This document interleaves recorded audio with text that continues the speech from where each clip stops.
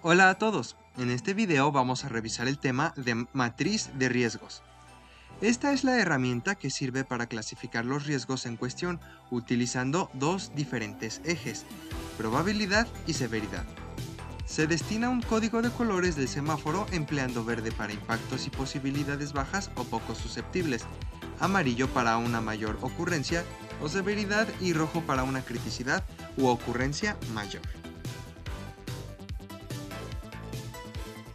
Aquí tenemos un bosquejo en general de lo que es una matriz de riesgos, en el cual tenemos parámetros tales como impacto y probabilidad de ocurrencia, siendo a su vez las clasificaciones de alto y bajo y de baja y alta, lo que respectivamente nos da riesgos de tipo impacto alto, probabilidad baja, impacto alto, probabilidad alta, impacto bajo, probabilidad baja e impacto bajo y probabilidad alta.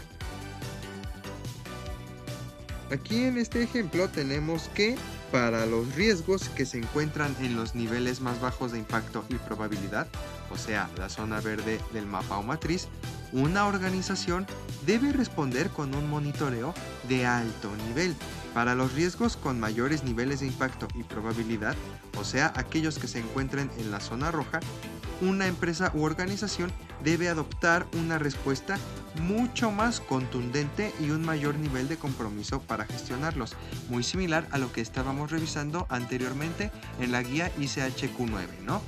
Que aquellos riesgos de mayor importancia son sobre los que debemos actuar de una manera contundente, robusta y con un nivel de documentación y de herramientas necesario.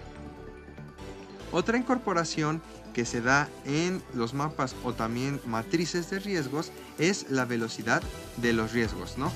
Hoy en día, muchas personas que se encargan de la alta dirección o los líderes intentan comprender la velocidad con la cual va evolucionando un riesgo en sí. Además, ciertas organizaciones pueden preferir el utilizar dimensiones diferentes al impacto y la probabilidad, optando por representar gráficamente el impacto y la preparación de la gestión u otras dimensiones. A partir de ello, los riesgos son clasificados y por ende, como ya se ha estado mencionando, se priorizan en orden de severidad.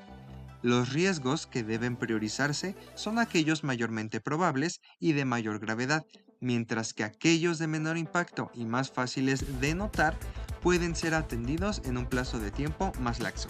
De esta forma se clasifica a los riesgos en medio, alto o bajo. Y aquí, muy importante, los riesgos que no podemos percibir a simple vista son los más peligrosos, por así decirlo. Son los de mayor cuidado. Son aquellos que debemos de tener bien presentes y en la mira, porque si no podemos notarlos, puede justamente ocurrir algún efecto adverso, alguna situación indeseada o algún tipo de daño en el proyecto o en lo que estamos desarrollando sin que nosotros lo notemos. Aquí tenemos un par de imágenes, pero antes es necesario revisar un par de conceptos que tenemos aquí. Primero tenemos a la severidad, definida como el impacto en la seguridad del paciente, calidad del producto e integridad de los datos u otros daños. También tenemos a la probabilidad, definida como la posibilidad de ocurrencia de la falla, mientras que la clase del riesgo se obtiene mediante la multiplicación de severidad por probabilidad, que es lo que tenemos aquí en esta parte. Si tenemos, por ejemplo, una severidad alta y una probabilidad media, al multiplicarlo obtenemos un riesgo de clase 1. Posteriormente que tenemos esta clase, tenemos que graficarlo en el eje de las Y. Y en el eje de las X tenemos a la detectabilidad, definida como la posibilidad de que el daño sea notado antes de su ocurrencia. A su vez tenemos el concepto de prioridad del riesgo, definido como la multiplicación de la clase del riesgo por detectabilidad. En este mismo ejemplo, teníamos que la clase del riesgo era de el nivel 1. Suponiendo que su detectabilidad es alta, entonces a esta conjunción se le denomina que es un riesgo de prioridad media.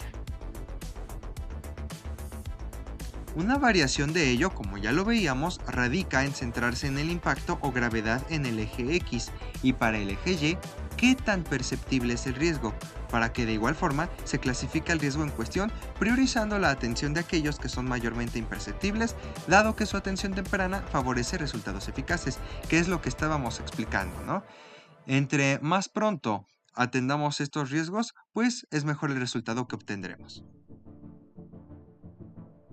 Ejemplo de ello, se desarrollará un software destinado al inventariado de diversos tipos de medicamentos, así como el registro de su salida y actualización de la disponibilidad. Por medio del mapa o matriz se plantean organizar los siguientes riesgos. Primero, el software no es capaz de actualizar los números de cada medicamento, considerando las salidas. Y segundo, el software resta medicamentos de una categoría en otra.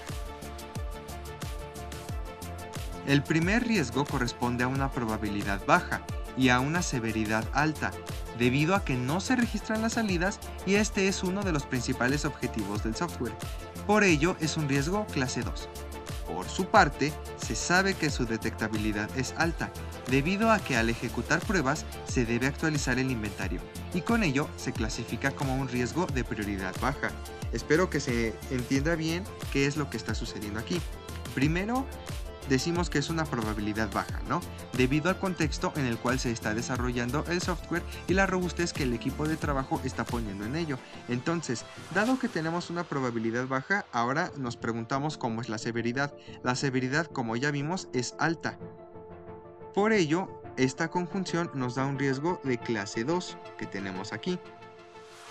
Ahora, si tenemos un riesgo de clase 2, queda preguntarnos el otro parámetro, la detectabilidad, que también podemos estarlo detectando. Con ello, la detectabilidad es alta. Por lo tanto, a esta conjunción nos lleva la conclusión de que se trata de un riesgo de prioridad baja, que tenemos aquí. En cuanto al segundo riesgo, consta de una probabilidad media, debido a que cabe la posibilidad de la incorrecta selección de las celdas, y a su vez, este también representa una severidad alta. Entonces, ¿qué es lo que estamos diciendo? Que resulta en un riesgo clase 1. ¿Por qué? Nuevamente, porque tenemos una probabilidad media y la severidad es alta. Por lo tanto, es un riesgo de tipo 1, que está aquí. Como su detectabilidad es media y es un riesgo del tipo 1, a esta conjunción decimos que entonces nos da como resultado un riesgo de prioridad alta, que tenemos aquí, donde está la flecha señalando. Aquí tenemos un par de códigos QR para que si gustan pueden escanearlos y tener acceso a un par de elementos para que estudien este tema de lo que es la gestión de riesgos. Y bien, esto sería todo por mi parte, espero que les haya agradado el video y sin más por el momento nos vemos hasta la próxima.